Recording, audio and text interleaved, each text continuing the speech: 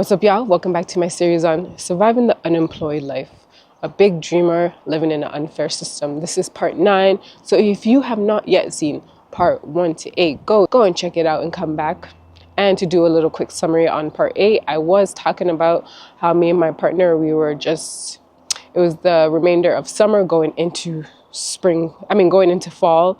How me and my partner were just figuring out how to get by. We also came up with the crazy choice to go to Colombia, and how it was kind of just chaotic. The end of summer going into fall was just hella chaotic for us. So that brings me to part 9, where I'm going to talk about days leading up to our trip to Colombia, what happened, and then get into a little about Colombia. So yeah, let's get into some story time.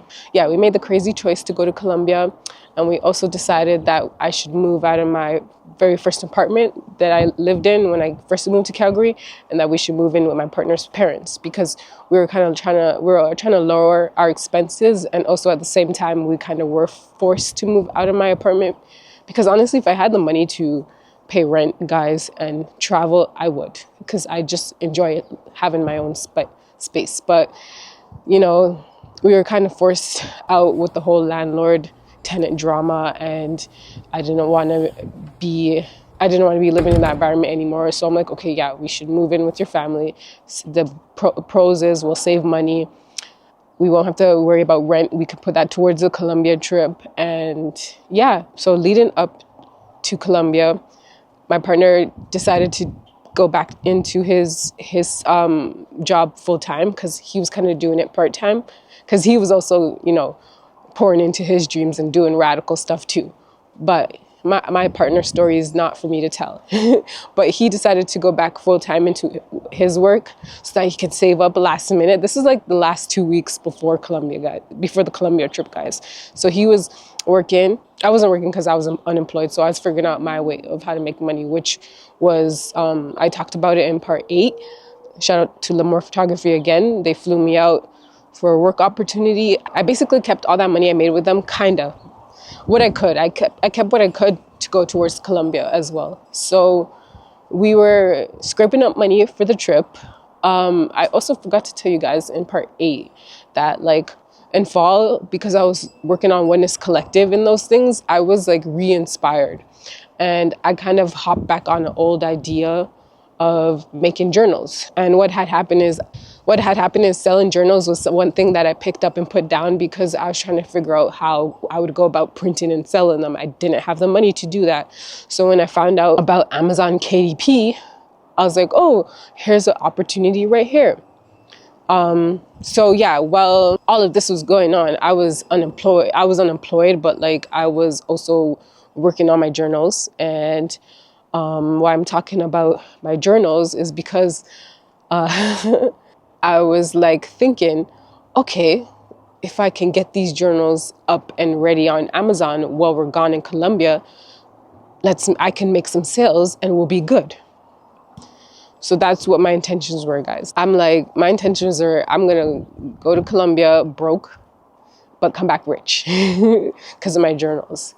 So the last remainder of the days coming up to the trip, my partner was working his ass off, and I was pumping out. I was working my ass off. I was creating my journals from scratch. This was an idea I was so passionate about, but put on the back burner, and finally I'm acting on it. So I was working my ass off, trying to get photography gigs, didn't get any. So I'm like, okay, whatever. I was making my journals. I got them printed. I got copies printed and sent to me so that while I'm in Colombia, I can promote them, right? And make videos. But yeah, reality surely kicked in while we were in Colombia. And that's where I'll get a little into our Colombia trip. So November came, we scraped up a little bit of money. Well, my partner did most. Shout out to him. Honestly, shout out to my partner, guys. You guys been listening to all the storytelling I'm doing, and you can see that he's been very supportive and by my side throughout all this radical, crazy, risky stuff I've been doing. But yeah, so he basically saved up enough for both of us to be okay in Colombia. And yeah, we fast forward into the day we leave, November 19th. We're off to Colombia with his little brother. and the experience begins. So I'm gonna wrap up part 9 with a little bit of Colombia story time. Colombia, guys, I'm not going to go fully into the Colombian experience because, again, we made vlogs for that. We started editing some, but like not all. So those will eventually start dropping soon. But I'm going to spare the long details. But Colombia was an experience with an experience with an experience. Basically, yeah, the first 2 weeks of Colombia, we were in Bogota. And we were in Bogota, but we were also exploring different cities outside of Bogota. So it was like busy. The first, was it? It was the first week. The first week was Bogota. And it was busy because different little cities in Bogota. And then after Bogota, we started traveling to other little towns. We explored I feel like 8 towns or cities while we were in Colombia because we were there for almost 3 months. Yeah, so like the first 2 weeks or so, it was busy. It was like fast paced, and we were spending money on like B&Bs and food and stuff. So we were kind of like, we weren't really budgeting out our money while we were in Colombia. And we kind of had it where we were all just supporting each other in our own way. So I would say yeah, a lot of spending money happening at the first half of the Colombian trip for sure. And then when we realized that happened, we were like, okay, maybe the rest of the trip, the remainder of the trip is not going to go as we planned it. And we should settle down in Valledupar for a bit, because in Valledupar, that's where my partner's family lives. So that's exactly what happened. We settled in Valledupar for basically a month, guys. And I'm telling you, Valledupar is not a place to be. You have no business being there as a tourist. It's not a touristy place. It's a small town. It's hot as fuck. Like, we were basically surviving.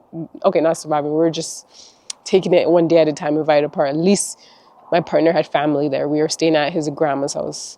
But that was just reality there. And you remember, my goal was to make journal sales, right?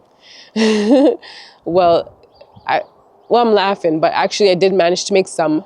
And then that's when another reality check happened, which I'm going to end off part 9 here, is finding out that with Amazon, you get paid for your journals every 2 months for 1 month. So for example, I would get paid February's sales in April, and then March's sales in May or June.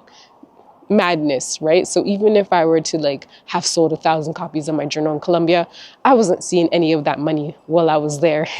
And that's when another reality check happens. In Colombia, we were just having a lot of moments of realizations, reality check. We were learning lessons, a lot of lessons being learned, but there was also a lot, obviously there was a lot of great moments and great experiences, but definitely lessons on top of lessons on top of lessons in Colombia, I'm telling you guys. And I'm going to end off there.